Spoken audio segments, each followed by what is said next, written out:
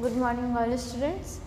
अब आप लोग को वसा का अन्य वर्गीकरण, पिछले क्लास में हम आप लोग को लिपिड बता रहे थे, यानी वसा का हम वर्गीकरण बता चुके हैं। और एक और है वसा का वर्गीकरण जो कि हम आप लोगों को कल हल्का सा बताए हुए थे, सैचुरेटेड और अनसैचुरेटेड फैट के बारे में बोले थे। तो उसको एक्सप्लेनेशन के साथ पढ़ेंगे कि सैचुरेटेड और अनसैचुरेटेड फैट क्या होते हैं। ठीक है, इसको सैचुरेटेड और अनसैचुरेटेड फैट जो है वो ये डिवाइड हुआ है, फैट को डिवाइड करते हैं इन दो भागों में, इसके संरचना के आधार पर डिवाइड किया गया है।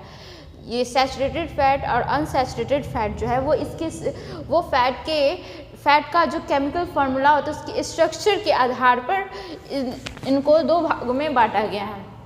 ठीक है, या फिर इसकी उत्पत्ति के आधार पे भी बोल सकते हैं। तो ये सैचुरेटेड फैट क्या होता है? सैचुरेटेड फैट को संतृप्त वसा भी कहते हैं।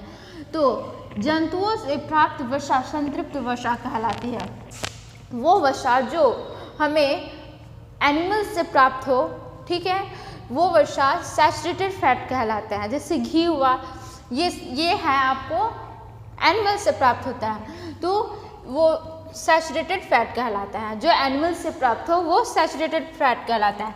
सैचुरेटेड फैट हमारे शरीर के लिए काफ़ी हानिकारक होता है, वही इसका अत्यधिक मात्रा में सेवन करने से शरीर को हानि पहुंचती है। फिर है अनसैचुरेटेड फैट। अनसैचुरेटेड फैट क्या होता है? जिसको असंतृप्त वसा भी कहते हैं। तो वनस्पति स्रोतों से प्राप्त वसा असंतृप्त वसा कहलाती है। वो फैट जो हमें प्लांट से प्राप्त होता है वो अनसैचुरेटेड फैट कहलाता है।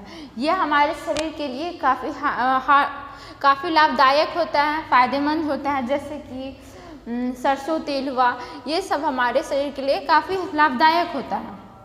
ठीक है, अब आया फंक्शन ऑफ लिपिड, वसा के कार्य। यह ऊर्जा का मुख्य स्रोत है। लिपिड फैट, हमारे बॉडी में फैट जमा रहते हैं तो उससे हमें एनर्जी मिलती है। तो फैट जो है ऊर्जा का मुख्य स्रोत कहलाता है। वसा द्वारा विटामिन ए और विटामिन डी का अवशोषण किया जाता है, यानी विटामिन ए और डी का सिंथेसिस, यानी उसको बनाया जाए। विटामिन ए और विटामिन डी फैट के द्वारा बनते हैं। ठीक है, त्वचा के नीचे स्थित वसा द्वारा शारीरिक ताप के संतुलन का कार्य किया जाता है।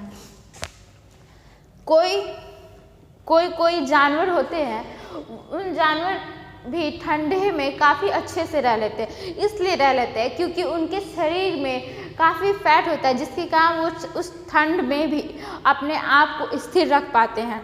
ठीक है, तो ये त्वचा के नीचे जो फैट प्रेजेंट होता है उससे हमको गर्मी मिलती है, यानी फैट का काम होता है शरीर के तापमान को मेंटेन करना भी। फिर है स्टेरॉयड हार्मोन्स के फॉर्मेशन में सहायता करना। स्टेरॉयड हार्मोन्स एड्रेनल ग्लैंड्स या फिर एड्रेनल ग्लैंड्स या गोनैड्स, तो एड्रेनल ग्लैंड्स में स्टेरॉयड हार्मोन्स का निर्माण होता है। तो वही स्टेरॉयड हार्मोन्स के फॉर्मेशन में वसा काम करती है। फिर उसके ऐसे 1 ग्राम लिपिड से आपको 9.3 किलो कैलोरी एनर्जी प्राप्त होती है। एग्जाम में पूछ सकता है कि 1 ग्राम लिपिड से या फैट से हमें कितनी एनर्जी मिलती है, कितना कैलोरी एनर्जी मिलती है? तो 9.3 किलो कैलोरी एनर्जी हमें मिलती है। परंतु वसा ये फैट जो है कार्बोहाइड्रेट लेने से हमें बहुत ही जल्दी एनर्जी मिलती है। हम बहुत ही जल्दी उस एनर्जी प्राप्त होती है और हम बहुत ही जल्दी किसी भी काम करने की क्षमता हो जाते हैं अगर हम कार्बोहाइड्रेट लेते हैं। तो वही अगर हम फैट लेते हैं तो फैट लेने से हमें जल्दी एनर्जी नहीं मिलती है, वो धीरे धीरे एनर्जी हमें देता है फैट। ठीक है, फिर उसके सेल मेम्ब्रेन के निर्माण में सहायक होते हैं। सेल मेम्ब्रेन, सेल का जो प्लांट्स में आपको सेल वॉल होते हैं, आउटर लेयर, और एनिमल सेल में आउटर लेयर जो होते हैं उसको हम सेल मेम्ब्रेन कहते हैं। ठीक है, तो सेल मेम्ब्रेन के निर्माण में सहायक होते हैं फैट। फिर उससे होता है वसा गैलेक्टोज के पाचन में वसा का काम होता है। फिर है यह शरीर में ऊर्जा के संग्रह का कार्य करती है। यानी ऊर्जा, अगर आप भोजन नहीं लिए हैं, फास्टिंग में हम रहते हैं, तो फास्टिंग के दौरान हमें जो स्टोर फैट होते हैं, हमारे शरीर में जो फैट इकट्ठा होता है, उसके द्वारा ही हमें एनर्जी प्राप्त होती है, ऊर्जा प्राप्त करती है। तो वही यहाँ कह रहा है, यह शरीर में ऊर्जा के संग्रह का कार्य करती है। यानी फैट स्टोर है तो उससे हमें एनर्जी प्राप्त होती है ज़रूरत के समय। तो हो गया। फिर उसके बाद है आप लोग को प्रोटीन के बारे में नेक्स्ट क्लास में बताया जाएगा।